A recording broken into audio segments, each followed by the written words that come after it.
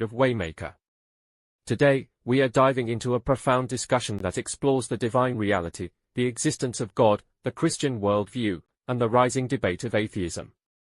We will address some core questions. Is there a God? How does Christianity provide answers to life's deepest questions? And what does atheism offer in contrast? We will unpack these ideas using scriptural verses and insights from theological and philosophical works to provide clarity on why the Christian perspective is robust and meaningful, while atheism, in contrast, presents a mirage, a worldview that, although seemingly appealing to some, lacks substance upon deeper examination. God's personal nature. 1 John 4 verse 8, Whoever does not love does not know God, because God is love. God, in Christianity, is defined by love. Unlike atheism, which argues that existence is cold and indifferent, Christianity teaches that the universe is governed by a loving and personal God who cares deeply for humanity. The infinite nature of God. God's infinite nature is expressed in Isaiah 40 verse 28, The Lord is the everlasting God, the creator of the ends of the earth.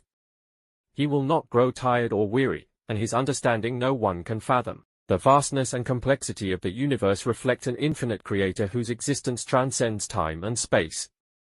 Atheism, however, limits existence to the material and finite, ignoring the metaphysical aspects of life that we inherently know to exist: love, morality, justice.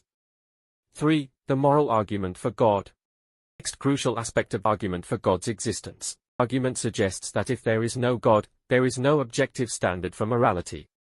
What then do atheists base their morality upon? If life is merely a result of chance, what dictates right and wrong? Scripture's moral foundation.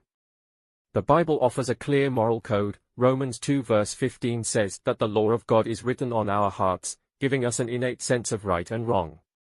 Whether one acknowledges God or not, his moral code is built into the very fabric of our existence. Psalm 19 verse 7 speaks of God's law being perfect, reviving the soul. The Bible continually references God as the source of all that is good, just, and righteous. Atheism's moral dilemma. Atheism, however, struggles to account for objective morality. If we are all products of evolution and random processes, how do we determine what is right or wrong?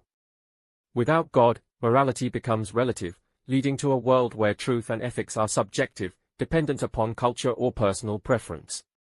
Philosophers like C.S. Lewis in his Mere Christianity argue that the very existence of a moral law within us is evidence of a moral giver, God. Lewis himself transitioned from atheism to Christianity after recognizing that objective moral truths cannot exist in an atheistic worldview. 4. The problem of suffering and evil. One of atheism's primary arguments against the existence of God is the presence of suffering and evil. How can a good, all-powerful God allow suffering?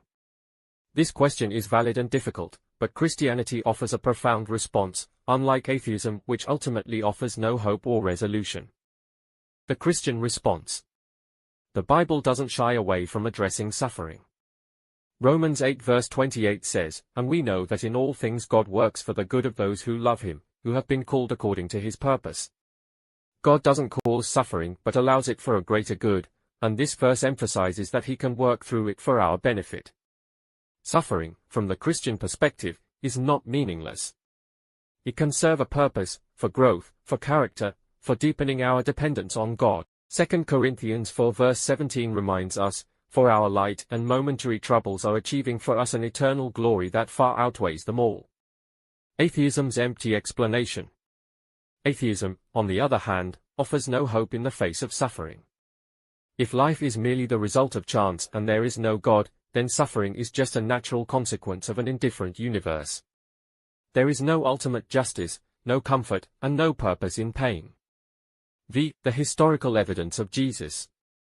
One of the most compelling aspects of the Christian faith